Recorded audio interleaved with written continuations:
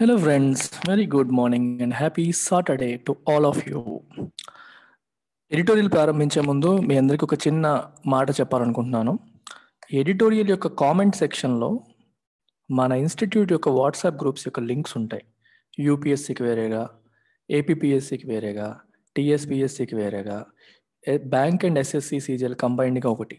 ఇలా మీరు ప్రిపేర్ అవుతున్న ఎగ్జామ్స్కి తగ్గట్టుగా డిఫరెంట్ వాట్సాప్ గ్రూప్స్ అనేవి కింద మెయింటైన్ చేస్తున్నాం. వాట్సాప్ గ్రూప్స్లో జాయిన్ అయితే ఉపయోగం ఏంటి అని మీరు అడగొచ్చు.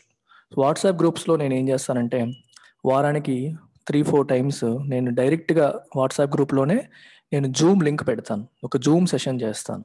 సో యూట్యూబ్లో మనం ఆస్క్ మీ ఎనీథింగ్ సెషన్స్ ఎలాగో చేస్తామో అలాగే I do it directly in the WhatsApp group. So అందువల్ల ఏమవుతుందంటే మీరు ఆ లింక్లోకి వచ్చి నాతో డైరెక్ట్గా మాట్లాడవచ్చు. యూ కెన్ సీక్ గైడెన్స్, అంటే మీరు ఓన్గా ప్రిపేర్ అయినప్పటికీ కూడా గైడెన్స్ కావాలనుకుంటే నేను ప్రొవైడ్ చేస్తాను. మీకు మన కోర్సెస్ కావాలంటే లోపలికి వస్తారు, కోర్సెస్ అవసరం లేదు, మీ గైడెన్స్ మాత్రమే తీసుకుంటాము, మీరు ఓన్గా చదువుకుంటాం అనుకున్నా నేను ఎప్పుడు సెషన్స్ ప్రొవైడ్ చేస్తే అప్పుడు మీరు నాతో డైరెక్ట్గా మాట్లాడవచ్చు, మీ డౌట్స్ అన్ని క్లియర్ చేసుకోవచ్చు. రైట్, సో ఉపయోగం ఉంటుంది. All exam aspirants, UPSC, bank, SSC, CGL, APSC, TSPSC అందరికీ సెపరేట్ వాట్సాప్ గ్రూప్స్ ఉన్నాయి. Click on the link and join the groups. దానివల్ల మీకు ఎటువంటి నష్టం ఉండదు, ఉపయోగమే తప్పితే నష్టం అయితే ఉండదు. చూసుకోండి. That is one thing. The second thing మీకు ఆల్రెడీ చెప్తూనే ఉన్నాను. So we have this offer which is ending on 31st May. So 10% off మనం ప్రొవైడ్ చేస్తున్నాం. యానివర్సరీ స్పెషల్ ఆఫర్ ఇది. ఏ కోర్సెస్ పైన అంటే UPSC, APSC group 1, TSPSC group 1, public administration, PSIR, anthropology, sociology, RBI grade B, bank and SSC. So ఈ 9 courses పైన కూడా మనం 10% ఆఫ్ అనేది ప్రొవైడ్ చేస్తున్నాం till 31st May. Madam is the incharge for that. ఇది ఫోన్ నెంబర్, ఈ నెంబర్కి మీరు కాల్ చేసి జాయిన్ కావచ్చు. సో ఇవాళ ఎడిటోరియల్ స్టార్ట్ చేద్దాం. టైటిల్ ఏం చెప్తుంది? Timely wind fall. టైమ్లీ అంటే సరిగ్గా టైంకి వచ్చిన, అవసరానికి సరైన టైంకి అని అర్థం. విండ్ ఫాల్ అంటే అర్థం ఏంటంటే అన్ఎక్స్పెక్టెడ్ బెనిఫిట్. క్యాష్ కావచ్చు, మనీ కావచ్చు, వాట్ ఎవర్ ఇట్ ఇస్. అన్ఎక్స్పెక్టెడ్గా మనం ఎక్స్పెక్ట్ చేయకుండా సడన్గా వచ్చే ఈ బెనిఫిట్ మనం విండ్ ఫాల్ బెనిఫిట్ అంటాం. ఆర్బీఐ నుంచి గవర్నమెంట్ ఆఫ్ ఇండియాకి 99,122 కోట్లు ట్రాన్స్ఫర్ అయింది. ఇది గవర్నమెంట్ ఆఫ్ ఇండియా ఎక్స్పెక్ట్ చేస్తుంది కాదు. గవర్నమెంట్ ఆఫ్ ఇండియా ఎంతకంటే తక్కువే ఎక్స్పెక్ట్ చేసింది. డివిడెండ్స్ రూపంలో ఆర్బీఐ మరియు నేషనలైజ్డ్ బ్యాంక్స్, ప్రభుత్వానికి ఎక్కడెక్కడ వాటా ఉందో అన్ని కంపెనీస్ నుంచి కలిపి ఒక 50,000 కోట్లు వస్తుందేమో అని చెప్పి గవర్నమెంట్ ఆఫ్ ఇండియా బడ్జెట్లో అనుకుంటే ఒక్క ఆర్బీఐ నుంచే 99,122 కోట్ల సర్ప్లస్ అనేది ట్రాన్స్ఫర్ అయింది. అందుకే దీన్ని ఏమంటారు? Wind fall, unexpected monetary benefit. That is called wind fall benefits అని చెప్పి అంటాం. మీకు ఒక ఎగ్జాంపుల్ చెప్పాలంటే ఇప్పుడు చూడండి, పేటిఎం ఒకప్పుడు అంత సూపర్ సక్సెస్ఫుల్గా లేని టైంలో గవర్నమెంట్ సడన్గా డిమానిటైజేషన్ తీసుకొచ్చింది. డిమానిటైజేషన్ తీసుకురావడం వల్ల everybody had to go for digital transactions. So cash అనేది టైట్ అయిపోయింది ఎకానమీలో, అందరూ డిజిటల్ ట్రాన్సాక్షన్ చేయడం మొదలుపెట్టారు. సో ఒకేసారి విపరీతంగా పేటిఎం ఇన్స్టాల్ చేసుకోవడం, వాడడం మొదలుపెట్టారు. So that became a wind fall for Paytm. అలా గవర్నమెంట్ తీసుకున్నది ఒక విండ్ ఫాల్ లాగా పేటిఎంకి హెల్ప్ చేసింది. అన్ఎక్స్పెక్టెడ్ బెనిఫిట్ అనేది గుర్తుపెట్టుకోండి. The RBI's transfer is a much needed buffer.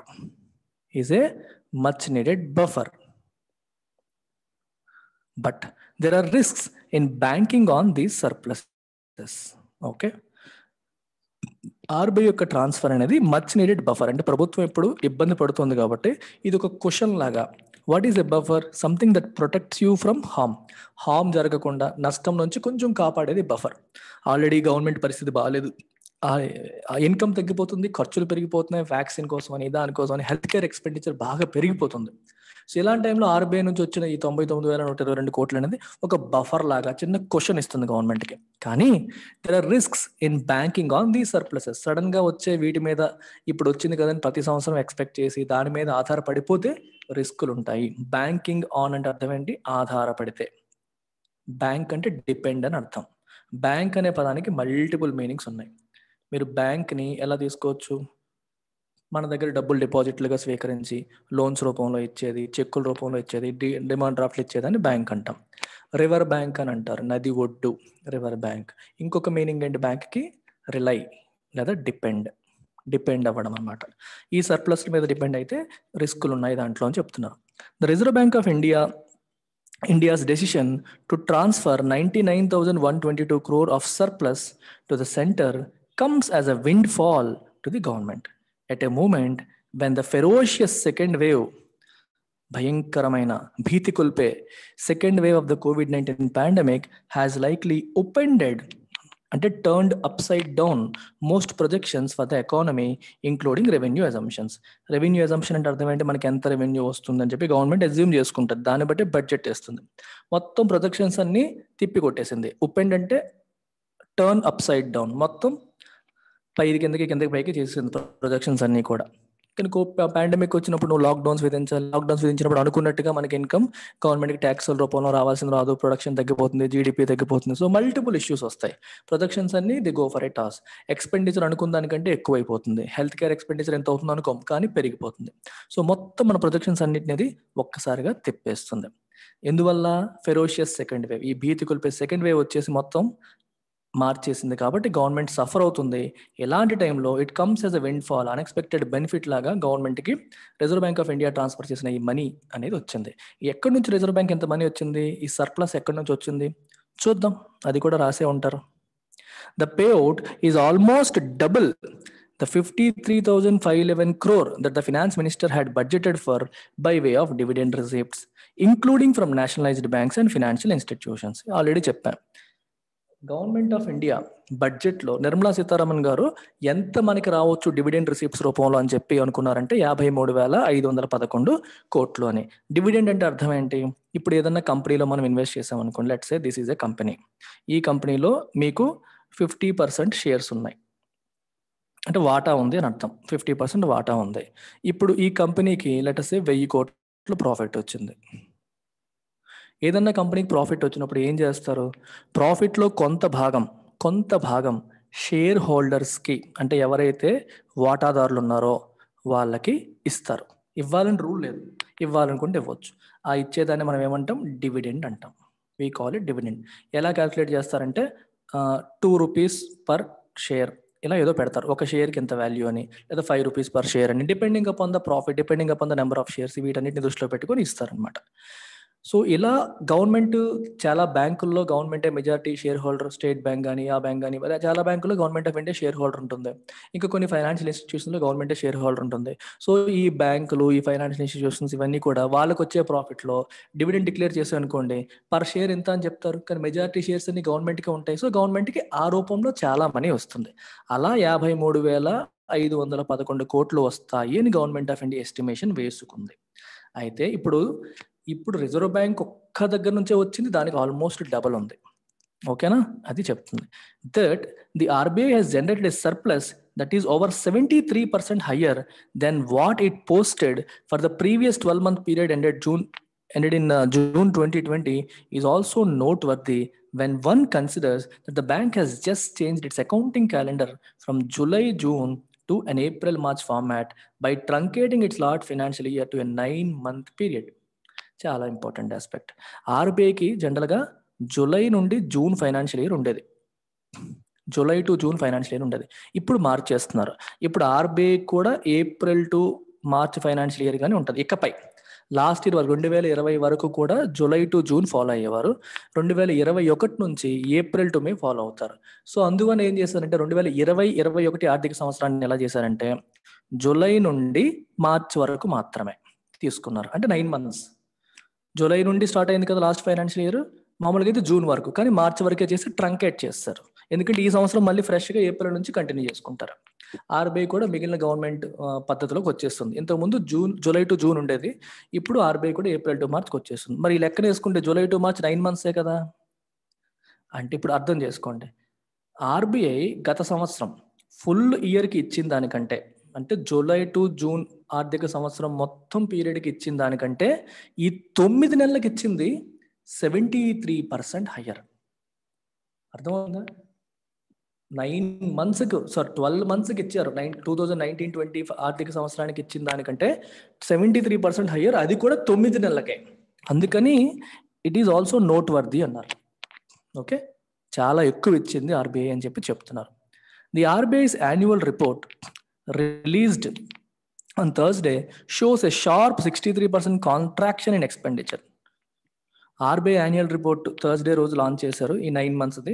అందులో ఏం చెప్తుందంటే 63% కాంట్రాక్షన్ ఎక్స్పెండిచర్లో 63% కాంట్రాక్షన్ తగ్గింది. ఆర్బీఐ ఖర్చులు చాలా తగ్గాయంట. Was a major factor in boosting the surplus పెరగడానికి అది మెయిన్ కారణం అయింది. Especially as income fell by 11%. Income కూడా 11% పడింది, కానీ ఎక్స్పెండిచర్ ఇంకా ఎక్కువ పడిపోయింది, 63% పడిపోయింది. However, the biggest contributor in real terms was the 50,629 crore of exchange gain realized by the central bank from its foreign exchange transactions. So, ఇక్కడ కొంచెం మీరు అటెన్షన్ పే చేస్తే I'll tell you something.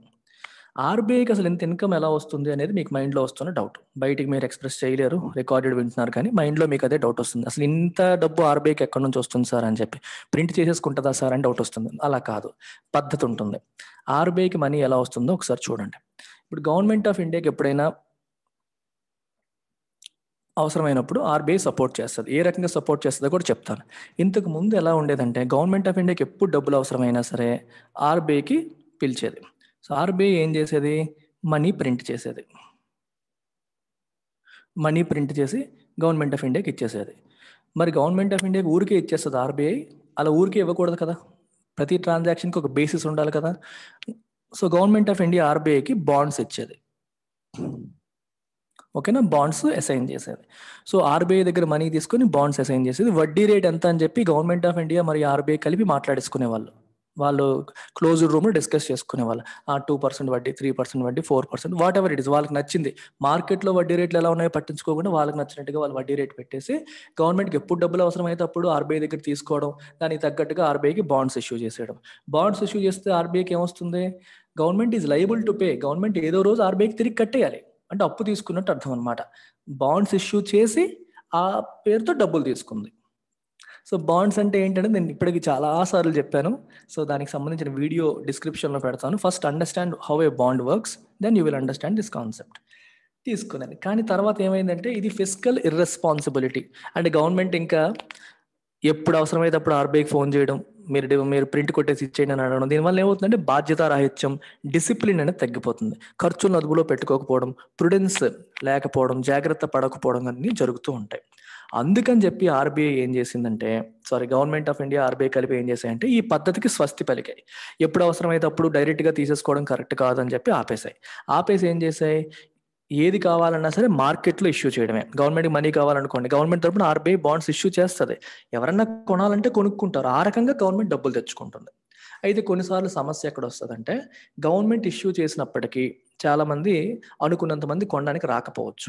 అలాంటప్పుడు RBI ఏం చేస్తుందంటే open market operations అంటాం. RBI డైరెక్ట్గా మార్కెట్లో ఎంటర్ అయ్యి కొంటుంది. సో ఆర్బీఐకి గవర్నమెంట్కి డైరెక్ట్గా ట్రాన్సాక్షన్ జరగదు. It happens in the open market.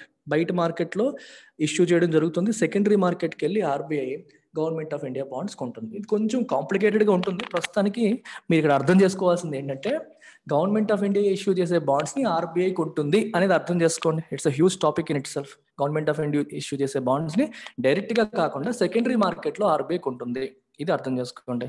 ఇలా కొనేటప్పుడు ఏమవుతుంది, ఆర్బీఐ అకౌంట్లోకి బాండ్స్ వస్తాయి. మరి బాండ్స్ వచ్చాయి అన్నప్పుడు కొనడానికి ఆర్బీఐకి డబ్బులు ఎక్కడ వచ్చాయి, ఆర్బీఐ కెన్ ప్రింట్ ఇట్. తన దగ్గర ఆల్రెడీ ఉంటాయి, లేకపోతే ప్రింట్ కూడా చేయగలదు, ఏదైనా చేయగలదు, తన ఇష్టం అది. ఆర్బీఐ చేతికి ఎప్పుడైతే బాండ్స్ వచ్చాయో బాండ్స్ పైన ఆర్బీఐకి వడ్డీ వస్తుంది. ఆ వడ్డీ అనేది ఆర్బీఐకి income, first thing. Second thing వచ్చేసి ఫారిన్ ఎక్స్చేంజ్ ట్రాన్సాక్షన్స్ తీసుకోండి. ఇప్పుడు గత ఫైనాన్షియల్ ఇయర్లో విపరీతమైన ఎఫ్డిఐ జరిగింది, foreign direct investment. Mukesh Ambani company జియోలో ఫేస్బుక్ వాళ్ళు, గూగుల్ వాళ్ళు, మైక్రోసాఫ్ట్ వాళ్ళు, పెద్ద పెద్ద కంపెనీస్ అన్ని కూడా ఇన్వెస్ట్ చేసేసాయి. మరి వాళ్ళు ఫారిన్ కంపెనీస్ ఇండియాలో ఇన్వెస్ట్ చేశాయి అంటే ఇండియాలో ఏ కరెన్సీతో ఇన్వెస్ట్ చేయాలి, రూపాయలతో. వాళ్ళ దగ్గర రూపాయలు ఉంటాయా, ఉండవు. ఏముంటాయి, డాలర్స్ ఉంటాయి. మరి డాలర్స్ని రూపాయల కింద మార్చాలంటే ఏం చేయాలి, ఆర్బీఐ దగ్గర రావాలి. They have to come to RBI and purchase rupees by exchanging dollars. So ఈ రకంగా ఆర్బీఐకి వీళ్ళందరికీ రూపాయలు ఇస్తూ డాలర్స్ పోగయ్యాయి ఆర్బీఐ దగ్గర. ఒకటి. ఇది కాకుండా ఎక్స్చేంజ్ రేట్ ఫ్లక్చువేషన్స్ని స్మూతెన్ చేయడానికి, అంటే రూపీ వాల్యూ బాగా పడిపోతుంది అనుకోండి, అప్పుడు ఆర్బీఐ ఏం చేస్తుంది, రూపీ వాల్యూని బలపరచడానికి కానీ రూపీ వాల్యూని తగ్గించడానికి కానీ చాలాసార్లు డాలర్స్ కొనడం, డాలర్స్ అమ్మడం ఇవన్నీ చేస్తూ ఉంటుంది కరెన్సీ మార్కెట్లో. ఇవన్నీ చేయడం వల్ల ఆర్బీఐ దగ్గర ఫారిన్ ఎక్స్చేంజ్ రిజర్వ్స్ కూడా మెయింటైన్ అవుతూ ఉంటాయి.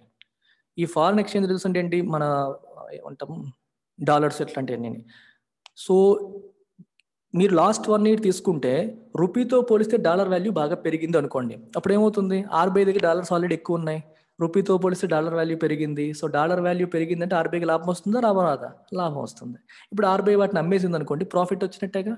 ఒక 9 months బ్యాక్ చాలా ఎక్కువ డాలర్స్ కొనింది, ఇప్పుడేమో వాటిని అమ్మేసినప్పుడు డాలర్ వాల్యూ పెరిగింది కాబట్టి ఆర్బీఐకి ప్రాఫిట్ వస్తుంది. ఇక్కడ ఎక్స్చేంజ్ రేట్ గెయిన్ అంటే అర్థం అది. అంటే ఆర్బీఐ కొనుక్కొని అమ్మేసిన డాలర్స్ మీద లేకపోతే అదర్ ఫారిన్ కరెన్సీస్ మీద వచ్చిన గెయిన్ అంతా 50,629 కోట్లు. ఫారిన్ ఎక్స్చేంజ్ మార్కెట్లో ఆర్బీఐకి వచ్చిన లాభం 50,629 కోట్లు. ఎంత లాభం వచ్చింది ఫారిన్ ఎక్స్చేంజ్ ట్రాన్సాక్షన్స్ నుంచి. The central bank which admits to admit అంటే ఒప్పుకోవడం, ఇంటర్వీన్ అంటే మధ్యలో ఇంటర్ఫియర్ అవ్వడం in the foreign exchange market to smooth volatility. Volatility అంటే అర్థం ఏంటి? రూపీ వాల్యూ విపరీతంగా పెరిగిపోవడం, విపరీతంగా తగ్గిపోవడం వచ్చినప్పుడు ఏం చేస్తుందంటే వాలటైలిటీ, విపరీతమైన మార్పుల్ని స్మూత్ చేయడం కోసం ఆర్బీఐ ఇంటర్వీన్ అవుతుంది. అంటే మీకు ఎగ్జాంపుల్ చెప్పాలంటే, రూపీ వాల్యూ విపరీతంగా పడిపోతుంది అనుకోండి, రూపీ వాల్యూ బాగా పడిపోతే ఇంపోర్టర్స్ నష్టపోతారు, ఇంపోర్ట్ చేసుకునే వాళ్ళకి ఖర్చు పెరిగిపోతుంది. ఒకప్పుడు $60 ఇస్తే $60 ఇస్తే $1 వచ్చింది, ఇప్పుడు రూపీ వాల్యూ పడిపోయింది అనుకోండి, $70 ఇస్తే కానీ డాలర్ రావట్లేదు. సో ఇంపోర్టర్స్కి బాగా నష్టం అవుతుంది. అలాంటప్పుడు రూపీని లిఫ్ట్ చేయాలంటే ఏం చేయాలి? ఇప్పుడు ఏదైనా ఒక వస్తువు యొక్క విలువ పెరగాలంటే ఏం చేయాలి? దానికి డిమాండ్ పెరగాలి, లేదా దానికి సప్లై చేసేది తగ్గాలి. సో ఇప్పుడు మీరు రూపీ డిమాండ్ పెరగాలంటే డాలర్స్ అమ్మడం మొదలుపెట్టేది. ఆర్బీఐ ఏం చేసేది? It used to sell. రూపీని లేపాలంటే ఏం చేయాలి? డాలర్ని అమ్మేది. డాలర్ని ఎక్కువగా అమ్మితే ఏమవుతుంది? డాలర్ సప్లై పెరుగుతుంది. డాలర్ సప్లై పెరిగితే ఏమవుతుంది? డాలర్ వాల్యూ పడుతుంది. డాలర్ వాల్యూ పడితే రిలేటివ్గా రూపీ వాల్యూ పెరుగుతుంది. ఫారిన్ ఎక్స్చేంజ్ మీకు అర్థమైతే ఇవన్నీ అర్థమవుతాయి. ఇవన్నీ క్లాస్లో కవర్ చేస్తాం, ఎకానమీ క్లాస్లో. బట్ ఇక్కడ వాలటైలిటీ స్మూతెన్ చేయడం కోసం ఆర్బీఐ ఏం చేస్తుంది అంటున్నాను? రూపీ వాల్యూ పడిపోతుందంటే పెంచడానికి ట్రై చేస్తుంది. పెంచాలి అంటే డాలర్స్ నమ్ముతుంది. డాలర్స్ అమ్మితే డాలర్స్ యొక్క సప్లై పెరిగి డాలర్ వాల్యూ తగ్గుతుంది. డాలర్ వాల్యూ తగ్గితే రూపీ వాల్యూ పెరుగుతుంది. అలాగే రూపీ వాల్యూ తగ్గించాలని ట్రై చేసింది అనుకోండి, అప్పుడు ఏం చేస్తుంది? డాలర్స్ కొంటుంది. ఎక్కువగా డాలర్స్ కొంటే డాలర్కి డిమాండ్ పెరిగిపోతుంది, డాలర్ వాల్యూ పెరుగుతుంది, రూపీ వాల్యూ కంపారిటివ్గా తగ్గుతుంది. ఇలా చాలా ట్రాన్సాక్షన్స్ చేస్తుంది. చేసేటప్పుడు డాలర్స్ కొనడం, డాలర్స్ అమ్మడం, డాలర్స్ కొనడం, డాలర్స్ అమ్మడం చేస్తుంటాం. ఈ ట్రాన్సాక్షన్స్లో ఎంత మనీ వచ్చిందని ఆర్బీఐ చెప్తుంది. ఇలా చేస్తూ ఉంటాము అని. ఓకేనా? To smooth volatility clearly had a very busy time mopping up the record foreign direct investment flows. ఇప్పుడు ఆల్రెడీ చెప్పాను, that exceeded $81 billion in the last financial year, as well as the sizable portfolio investments from overseas. Stock మార్కెట్స్లో విపరీతంగా investments వచ్చాయి, foreign direct ఇన్వెస్ట్మెంట్స్లోనే విపరీతమైన investments వచ్చాయి. So ఈ రకంగా foreign currency చాలా వచ్చేసింది, అండ్ ఆ ఫారెన్ కరెన్సీ అమ్మినప్పుడు ఆర్బీఐకి విపరీతమైన లాభం వచ్చింది. Still A 69% increase in exchange gain over the preceding 12 months prompts the question as to whether the RBI's foreign exchange transactions were entirely aimed only at stabilizing the rupees value. RBI ఏమంటుందంటే, మేము ఈ వాలటైలిటీని stabilise చేయడానికి మేము చేస్తున్నాం తప్పితే ప్రాఫిట్ల కోసం కాదు అంటుంది. కానీ ఎంతెంత ప్రాఫిట్ వచ్చేసరికి 50,000 కోట్లు ప్రాఫిట్ ఏంటి? అది నిజంగా అసలు ఆర్బీఐ అయినా వ్యాపారం చేస్తుందా అనే డౌట్లు కూడా వస్తున్నాయి అని అర్థం అనమాట. లాస్ట్ 12 monthsతో కంపేర్ చేస్తే ఈ 9 monthsలోనే 69% ఇంక్రీజ్ అయింది ఎక్స్చేంజ్ గెయిన్, ఫారెన్ ఎక్స్చేంజ్ ట్రాన్సాక్షన్స్లో వచ్చిన లాభం అనేది. అందువల్ల ఇట్ ప్రాంప్ట్స్ ఎ క్వశ్చన్ వస్తుంది, ఏమని? As to whether the RBI's foreign exchange transactions were entirely aimed at stabilising the rupee's value. Rupee వాల్యూని స్టెబిలైజ్ చేయడానికే చేశారా, లేకపోతే ప్రాఫిట్స్ కోసం ఆర్బీఐ చేస్తుందా అనే క్వశ్చన్ కూడా ఇప్పుడు వస్తుంది అని అర్థం. ఇంత డబ్బులు వస్తాయా అని. Given the magnitude of economic disruption caused by the ongoing pandemic and the lack of visibility on the cost that the economy is going to have to bear in the coming months, the RBI's transfer surely provides a much needed buffer to government's finances. Okay, given ante considering that the magnitude of economic disruption, economy disrupt అయింది, ఒక flow వెళ్తోంది కంప్లీట్గా, ఒడిదుడుకులు వచ్చేసే, caused by the ongoing pandemic, ఇప్పుడు నడుస్తున్న pandemic వల్ల వచ్చిన ఈ problems, and the lack of visibility on the costs that the economy is going to have to bear. Economy ఎంత మూల్యం చెల్లించుకోవాలి, ఎంత నష్టపోతుంది బికాస్ ఆఫ్ దిస్ కమింగ్ మంత్స్లో ఈ COVID-19 వల్ల, దానివల్ల వచ్చిన లాక్డౌన్స్ వల్ల ఎంత నష్టం చెల్లించబోతుంది, ఎంత ఖర్చు అవ్వబోతుంది అనే విషయంలో విజిబిలిటీ లేదు, ఎంత ఖర్చు అవుతుందో తెలియదు. కాబట్టి గవర్నమెంట్ ఫినాన్సెస్ అనేవి చాలా ఇబ్బంది పడుతూ ఉన్నాయి, గవర్నమెంట్ యొక్క ఆర్థిక పరిస్థితి బాగాలేదు. సో ఆర్బీఐ నుంచి వచ్చిన ఈ ట్రాన్స్ఫర్ అనేది it provides a much needed buffer, ఒక మంచి బఫర్ని, క్వశ్చన్ని ప్రొవైడ్ చేస్తుంది. However, both the center and the central bank need to be cognizant of the risks in making a habit of banking on these surpluses to cushion the government's coffers. However, both the center and the central bank, center మరియు central bank రెండు కూడా need to be cognizant. Cognizant అంటే aware. You should be aware of the risks in making a habit of banking on these surpluses to cushion the government's coffers. Coffers అంటే ఖజానా. Government కాఫర్స్ ఖజానాల్ని నింపడానికి, question చేయడానికి వీటి మీద ఆధారపడడం వల్ల చాలా రిస్కులు ఉంటాయి. And government should be aware of that. ఇవి ఎప్పుడు ప్రతిసారి ఒకేలాగా ఉండదు కదా, ఒకసారి ఎక్కువ ఉంటుంది, ఒకసారి తక్కువ ఉంటుంది. దాన్ని బట్టి ప్లాన్ చేసేసుకుంటే తలనొప్పులు ఉంటాయని ఉద్దేశం. After all, just 2 years ago, the RBI had transferred a record 1.76 lakh crore to the exchequer. 2 సంవత్సరాల క్రితం 1,76,000 కోట్లు ఆర్బీఐ ట్రాన్స్ఫర్ చేసింది గవర్నమెంట్ ఆఫ్ ఇండియాకి. While the Reserve Bank has ensured that it maintains a contingency reserves at exactly 5.5% of the overall size of its balance sheet, the level of its reserves provides little wiggle room to safeguard against a sudden unexpected financial crisis and is at the lower end of the 5.5% to 6.5% band recommended by the Bimal Jalan Committee. Okay, ఈ కథ ఏంటంటే 2019 అనుకుంటా ఆ సంవత్సరంలో 1,76,000 కోట్ల transfer చేసింది RBI government of ఇండియాకి. అది ట్రాన్స్ఫర్ చేసేటప్పుడు చిన్న వివాదంలో వచ్చిందనమాట. అప్పటికి ఉర్జిత్ పటేల్ ఉండేవాళ్ళు. ఎక్కువ మనీ ట్రాన్స్ఫర్ చేయండి అని గవర్నమెంట్ ఆఫ్ ఇండియా ఆర్బీఐని అడిగింది. ఆయనేమో ఇష్టపడలేదు. ఎంతెంత మనీ మీకు ట్రాన్స్ఫర్ చేయడం కరెక్ట్ కాదు అని చెప్పి అనడం జరిగింది. అప్పుడు బిమల్ జలాన్ నేతృత్వంలో ఒక కమిటీ వేశారు, ఎంత మనీ ట్రాన్స్ఫర్ చేయొచ్చు అని చెప్పి కమిటీ వేశారు. ఆ కమిటీ ఏం చేసిందంటే, RBI has to maintain a contingency fund. Contingency fund అంటే అర్థం ఏంటి? కంటింజెన్సీ రిజర్వ్స్ అంటే భవిష్యత్తులో అన్ఎక్స్పెక్టెడ్ అవసరాలు ఏమైనా వస్తే, అన్ఎక్స్పెక్టెడ్గా ఎకానమీకి ఏమైనా ఇబ్బందులు వచ్చినా, ప్రాబ్లమ్స్ వచ్చినా ఆర్బీఐ సపోర్ట్ చేసేలాగా ఉండాలి. దానికోసం ఫండ్స్ మెయింటైన్ చేయాలి. అలాంటి ఫండ్స్ ఏమంటారు? కంటింజెన్సీ రిజర్వ్స్ అని అంటారు. అవి బిమల్ జలాన్ కమిటీ ఎంత చెప్పింది? 5.5 to 6.5% మెయింటైన్ చేయండి అని చెప్పింది. Of what? Of overall balance sheet. అంటే ఆర్బీఐ మొత్తం ఆదాయంలో ఒక 5.5 to 6.5% కంటింజెన్సీ ఫండ్ కింద పక్కన పెట్టండి. అంటే అత్యవసర పరిస్థితులు ఏవైనా వస్తే, అన్ఎక్స్పెక్టెడ్ పరిస్థితులు ఏమైనా వస్తే ఉపయోగపడతాయి అని చెప్పి చెప్పింది. అయితే ఆ లెక్క ప్రకారం ఈ బ్యాండ్లో 5.5%, అందుకే రాశారు ఇక్కడ lower level of 5.5% of overall. అర్థమైందా? At the lower end of 5.5%. ఈ లిమిట్లో 5.5% క్యాలిక్యులేట్ చేస్తే ఎంత వచ్చిందో అంత ట్రాన్స్ఫర్ చేసేసారు అప్పుడు. సో ఇప్పుడు మనకి స్పేస్ ఎక్కువ లేదు, చాలా తక్కువ స్పేస్ ఉంది. ఎందుకంటే మనకి ఈ పీరియడ్లో, ఈ బ్యాండ్లో లోవర్ లెవెల్లోనే గవర్నమెంట్ ఆర్బీఐ మెయింటైన్ చేస్తుంది. ఇక్కడ కూడా మెయింటైన్ చేయొచ్చు. మీరు ఎక్కువ మెయింటైన్ చేస్తే ఎక్కువ సేఫ్టీ, తక్కువ మెయింటైన్ చేస్తే తక్కువ సేఫ్టీ. మీకు ఎగ్జాంపుల్ చెప్పాలంటే, ఇప్పుడు ఊర్లో మా నాన్నగారు ఉన్నారు, ఆదాయం వస్తూ ఉంటుంది. వచ్చిన ఆదాయంలో కొంత మనీని సడన్ గా వచ్చే అవసరాల కోసం పక్కన పెడతాం. సడన్ గా వచ్చే అవసరాల కోసం పక్కన పెట్టేది ఎంత ఎక్కువ ఉంటే మనం అంత సేఫ్ గా ఫీల్ అవుతాం.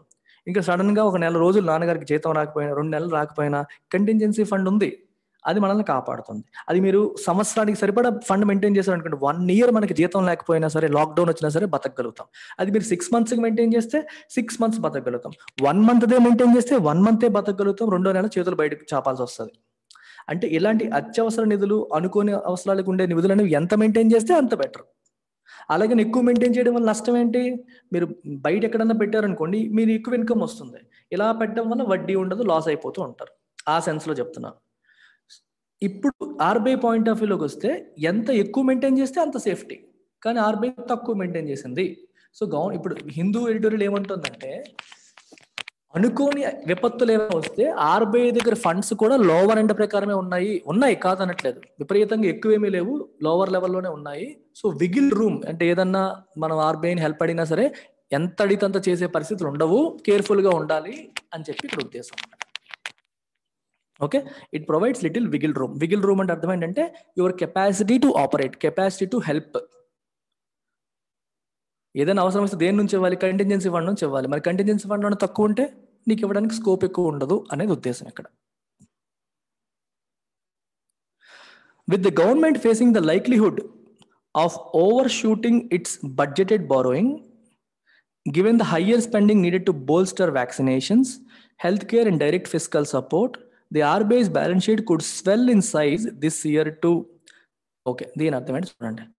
With the government facing the likelihood of overshooting is budgeted borrowing. Budgeted borrowing అంటే 11 లక్షల కోట్లు 12 లక్షల కోట్లు బారో చేద్దామని గవర్నమెంట్ బడ్జెట్ వేసుకుంది, అంటే లెక్క వేసుకుంది.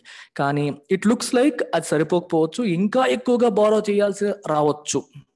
ఓవర్ షూట్ అంటే దాటిపోవడం. బడ్జెటెడ్ బారోయింగ్ దాటే పరిస్థితులు కనిపిస్తున్నాయి. ఎందుకని? Given the higher spending needed to bolster vaccinations. Vaccinations ని బోల్స్టర్ అంటే స్ట్రెంగ్తన్. వ్యాక్సినేషన్స్ ని బోల్స్టర్ చేయడం అంటే స్ట్రెంగ్తన్ చేయడం. అర్థమవుతుందా? Higher spending needed to bolster vaccinations. ఇక్కడ వ్యాక్సినేషన్స్ సరిపోవట్లేదు, మొత్తం ఇండియా నుండి అందరికీ వ్యాక్సిన్స్ కావాలి. 35,000 కోట్లు అనుకుంది గవర్నమెంట్, కానీ సరిపోయేటట్టుగా లేదు. ఇంకా చాలా ఇవ్వాల్సి వస్తుంది. అండ్ హెల్త్ కేర్కి ఎక్కువ ఖర్చు పెట్టాలి. డైరెక్ట్ ఫిస్కల్ సపోర్ట్ అంటే ప్రజల అకౌంట్లో డైరెక్ట్గా డబ్బులు వేయాల్సిన పరిస్థితులు కూడా వస్తాయి. మహాత్మా గాంధీ మన్రేగా ప్రకారం ఒకటి, ప్లస్ వీళ్ళకి డైరెక్ట్గా పీడిఎస్ ద్వారా, పబ్లిక్ డిస్ట్రిబ్యూషన్ సిస్టమ్ ద్వారా ఇవ్వాల్సినవి కానీ, లేదా డైరెక్ట్గా అకౌంట్లో డబ్బులు లేనప్పుడు వేయాల్సిన పరిస్థితి కూడా రావచ్చు. దాన్ని డైరెక్ట్ ఫిస్కల్ సపోర్ట్ అంటారు. అంటే విపరీతమైన అవసరాలు ఉన్నాయి కాబట్టి విపరీతంగా అప్పులు చేయాల్సిన అవసరం వస్తుంది. ఈ సంవత్సరం లైక్లీహుడ్ ఎక్కువగా ఉంది కాబట్టి ఆర్బీఐ యొక్క balance sheet could swell in size. మరి దానికి ఆర్బీఐ బ్యాలెన్స్ షీట్ స్వెల్ అవ్వడానికి సంబంధం ఏంటి సార్ అని అడుగుతారేమో. మరి ఇప్పుడు ఒకటి ఆలోచించండి. గవర్నమెంట్ ఆఫ్ ఇండియా ఎక్కువ అప్పు చేయాలన్నప్పుడు ఏం చేస్తుందంటే బాండ్స్ ఇష్యూ చేస్తూ ఉంటుంది. ఈ బాండ్స్ ఇష్యూ చేసినప్పుడు ఇండైరెక్ట్ గా ఆర్బీఐ బాండ్స్ కొంటది. మరి ఆర్బీఐ బాండ్స్ కొంటోంది అంటే ఆర్బీఐ బ్యాలెన్స్ షీట్ ఆర్బీఐకి అసెట్ సైడ్ పెరిగినట్టే కదా. బాండ్ అంటే ఏంటి? అసెట్టే కదా. అసెట్స్ పెరుగుతాయి కదా. మరి అసెట్ పెరిగినప్పుడు ఆటోమేటిక్గా లైబిలిటీ కూడా పెరుగుతుంది కదా. సో బ్యాలెన్స్ షీట్ అనేది స్వెల్ అవుతుంది అని అర్థం. అసెట్స్ అండ్ లైబిలిటీస్ పెరిగితే ఆటోమేటిక్గా బ్యాలెన్స్ షీట్ పెద్దదైనట్టు, అంటే గవర్నమెంట్కి ఎక్కువ ఆర్బీఐ అప్పిస్తున్నట్టు ఇండైరెక్ట్గా. It would behove policy makers to remember that the central bank is ultimately the lender of last resort to the nation as a whole, and it can ill afford to be less than adequately funded to meet every contingency. Behove ante it is appropriate. It behoves policy makers ante ardham enti? It is appropriate for them, it is fit for them. Entani? To remember that, gurtu pettukunte manchidi. That is appropriate for you. ఏంటి గుర్తుపెట్టుకోవాలి? That the central bank is ultimately the lender of last resort. ఏ పరిస్థితి లేనప్పుడు, ఎవ్వరూ లేనప్పుడు అప్పుడు RBI దగ్గర మనం అప్పు తీసుకోవాలి. It is the lender of last resort. ఇస్తుంది కదా అని ఇష్టం వచ్చినట్టు తీసుకోవడం కాదు. Okay. And it can ill afford అంటే it cannot afford to be less than adequately funded. దానికి ఉన్న ఫండింగ్ అనేది సరిపడినంత ఉండాలి, లెస్ దాన్ అడిక్వేట్గా ఉండకూడదు. To meet every conceivable contingency. Conceivable అంటే మనం ఇమాజిన్ చేయగలిగే ప్రతి అత్యవసర పరిస్థితికి తగ్గట్టుగా ముందు డబ్బులు రెడీగా పెట్టుకోవాలి. దాన్నే కంటింజెన్సీ ఫండ్ అంటాం. వేరేగా సెపరేట్గా మెయింటైన్ చేసుకోవాలి. ఎప్పుడు ఏ అవసరం వస్తుందో తెలియదు, ఏ సిచ్యువేషన్ వస్తుందో తెలియదు. So RBI has to be adequately funded. అది తగ్గించేసి ఉన్నదంతా మనం లాగేసుకుంటే రేపు పొద్దున ప్రాబ్లమ్స్ రావచ్చు, అది గుర్తుపెట్టుకోండి అని చెప్తున్నారు. That's about it. Okay. So slightly difficult, కొంచెం టెర్మినాలజీ ఎక్కువ ఉంటుంది. ఎకానమీ క్లాస్లో we cover all these things. Difficult for me to cover everything in the editorial. So RBI ఎలా ఫంక్షన్ చేస్తుంది, ఆర్బీఐకి గవర్నమెంట్కి ఉన్న రిలేషన్ ఏంటి, ఏ రకంగా ఇంటరాక్ట్ అవుతాయి అనేది నేను మల్టిపుల్ వీడియోస్లో చేశాను ఆల్రెడీ. మీరు నా economy explained by Suresh sir playlist మీరు చూస్తే మీకు అర్థమవుతుంది. Take care, bye.